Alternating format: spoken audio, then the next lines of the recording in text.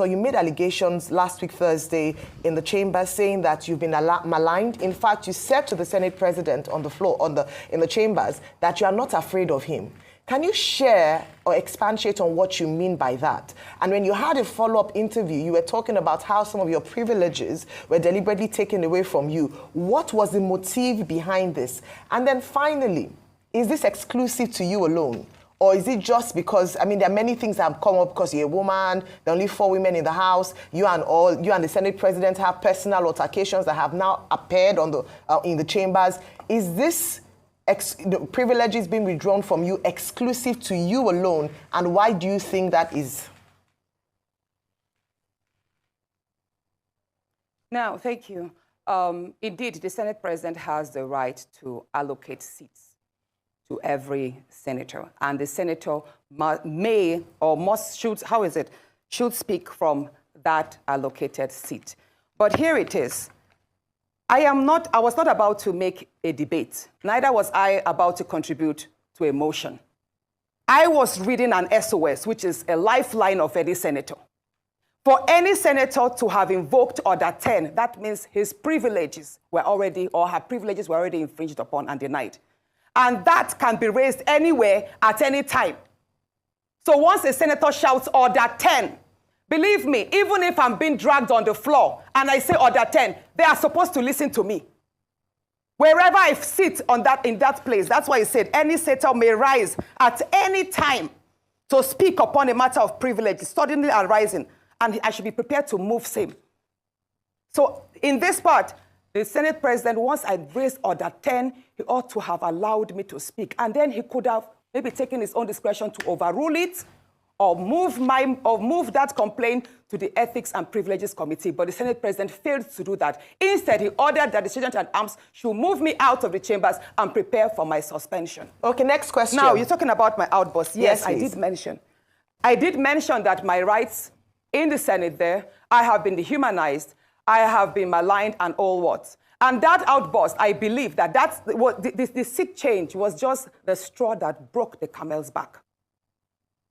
A lot has been going on. And you asked, I'm just going again, trying to mix up the question. Yes, that's fine. So I asked you, you made a statement that you've been maligned, you are not afraid of the Senate President, and that I asked if this was exclusive to you alone or if this is a particular trend. Yeah, that outburst, that's what I'm about to explain that. Yes. Yes, so many people do not know what I'm about to say, but I'm going to speak my own truth. And the Senate President is allowed to counter that. It all started on the 8th of December, 2023, which was a day before his birthday and my birthday. We are birthday mates. We were all in Akwa because he had a big fanfare in the stadium. Myself, my husband, and a few of his close friends, we went to Akwa. And at first, we were at Ikot Ekpene. We were in his house in Ikot Ekpene. Then we all moved to his house in Uyo, which was about 8 p.m.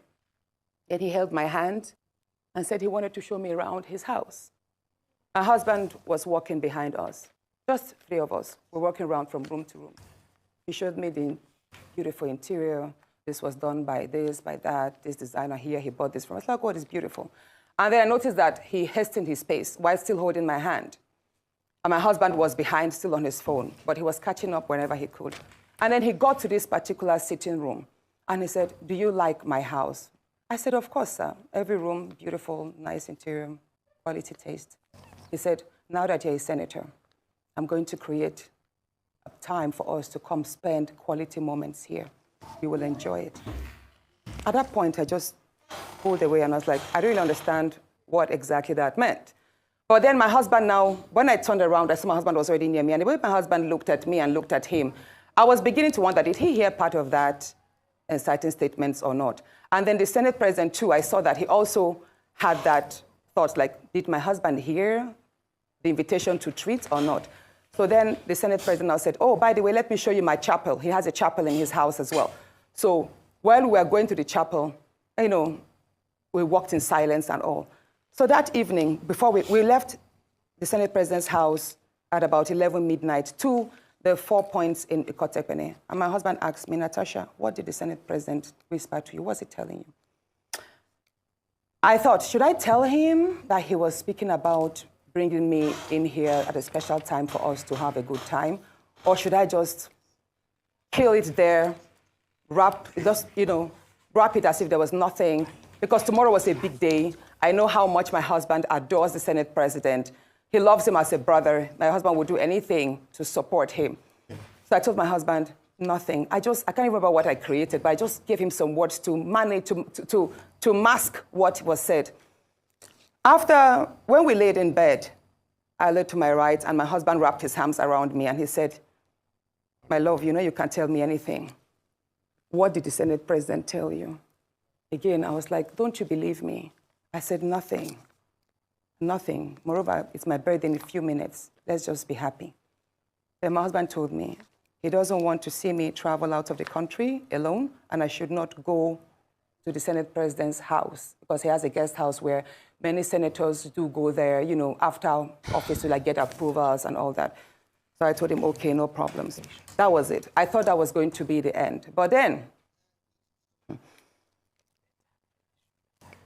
in February, I wanted to move a motion. I wanted to move a motion for the investigation on the ills of corrupt practice in Ajaokuta Steel Company.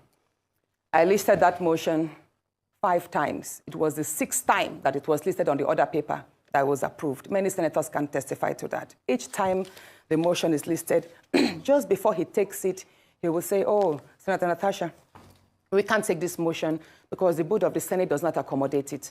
Or he will speak on others and then let it drag so that just before my motion is taken, the time will be well spent and won't. So he kept on doing that. I went to him in his office. And I said, Senate President, you know how important this Ajaokuta Steel Company to me is. You know how important it is to my people and to Nigerians. I've noticed that you have stepped down this motion. As a matter of fact, a number of senators told me, go and see him and plead with him so that he would take it. I was like, sir, please, why can't you take this motion? It's very important. It's been listed. Then it was listed a 3rd time and stepped down. He then said, Natasha, I'm the chief presiding officer of the Senate. You can enjoy a whole lot if you take care of me and make me happy. At that point, I said, sir, I'll pretend that I didn't hear this. He said, well, the ball is in your court. I left his office, and when I got home, I told my husband, I didn't tell my husband what happened. I just told my husband, please, can you speak to the Senate President to allow my motion scale through? I think I also spoke to the DSP, to the leader, Senator Pemi. I spoke to a number of senators that they should please intervene and allow him to laugh. I never told them what happened. My husband had to take a trip to London. Then the Senate President traveled to London. My husband met with the Senate President in London and pleaded with him, let my wife take this motion on Ajaokuta. That is very important to her. Okay. All right, Senator Natasha. Said, okay, that he did not take it because he was protecting me. Hold on, please. He didn't take it because he was protecting me. Protecting me from what? Anyway, at the time my demotion was taken, it was the Deputy Senate President, His Excellency Barrow, that actually sat. The Senate President stood up and walked out. So it was Senator Barrow that actually took it. All right, Senator Natasha. And from there, many other incidents happened. Yes, Senator Let's Natasha. Talk about the nightclub. Yes. Hold on, let's talk about the nightclub incident. Professor Kila is going to ask you a question. I'm so sorry to have to interject here, but I just want to mention that, and I'm glad you gave the caveat at the beginning of your statement, that this is your side of the story, and the Senate President has the right to defend himself or to counter what happened between you privately. So what I assume, or for what you're saying, is that what happened last week Thursday began from a private conversation, and then you have felt like you've been maligned as a result of you not agreeing to certain propositions, right? Yes. Okay, so what has happened? You know the story of when a student keeps being failed. Yes. Please, let me say this, Ayo. You know the situation we see in universities whereby a student is continuously being failed just because she has not slept with the lecturer. That's what I've been facing, in simple terms. Thank you. Professor Kila. That is what I have been going through. Thank you.